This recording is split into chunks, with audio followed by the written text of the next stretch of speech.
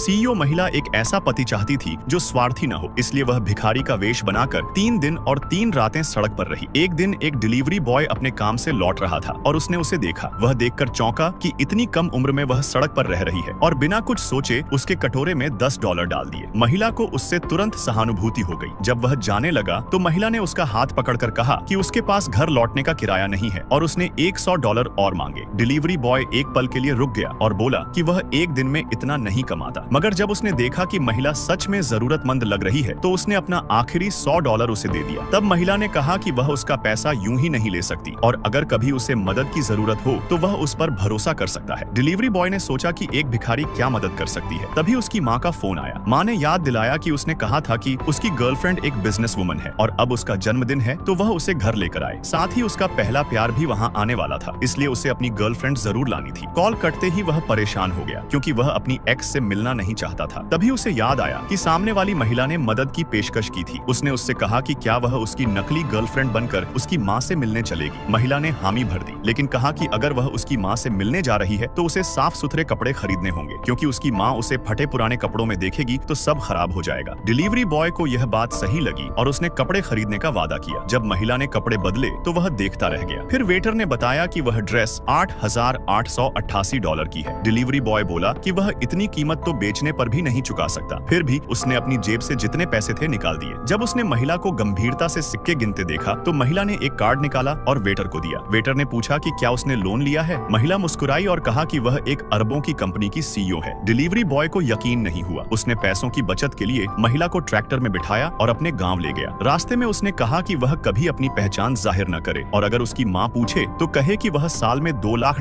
कमाती है और उसे सुअर काटना और भेड़ के मांस की हड्डी अलग करना आता है। फिर उसने उसे एक नकली विवाह प्रमाण पत्र दिया और दोनों घर पहुंचे। माँ ने बहू को देखकर खुशी जताई और उसकी अच्छी कदकाठी देखकर कहा कि वह 8 पोते देगी। तभी एक्स गर्लफ्रेंड वहाँ पहुंची और बिना कुछ कहे $5,000 का लिफाफा दिया और एक लग्जरी कार माँ को भेंट की। वह बोली, अब आप बाजार गाड़ी से जा सकेंगी, और कहा कि अब हम एक ही परिवार बनेंगे। लेकिन दूसरी महिला को देखकर उसने पूछा कि यह कौन है। डिलीवरी बॉय बोला कि यह उसकी नई गर्लफ्रेंड है और वे शादी कर चुके हैं। एक्स गुस्से में चिल्लाई कि वह उसे कैसे छोड़ सकता है जबकि वह भी एक कंपनी की मैनेजर है। माँ ने समझाने की कोशिश की और कहा कि उसकी नई बहू शहर की बड़ी बॉस है। एक्स ने हंसते हुए कहा कि उसने कभी उसे किसी बिजनेस इवेंट में नहीं देखा। फिर उसने महिला से पूछा कि उसकी कंपनी का नाम क्या है। महिला बोली कि वह ज्यादा मीटिंग्स में नहीं जाती। यह सुनकर एक्स को लगा कि वह कोई छोटी कंपनी की मालिक है और वह उसे अपमानित करने लगी। उसने डिलीवरी बॉय से कहा कि वह तुरंत तलाक ले और उससे वापस रिश्ता बनाए, क्योंकि अब वह साल में $1 मिलियन कमाती है और उसके पूरे परिवार को लग्जरी जिंदगी दे सकती है। तभी कुछ लोग वहां पहुंच गए।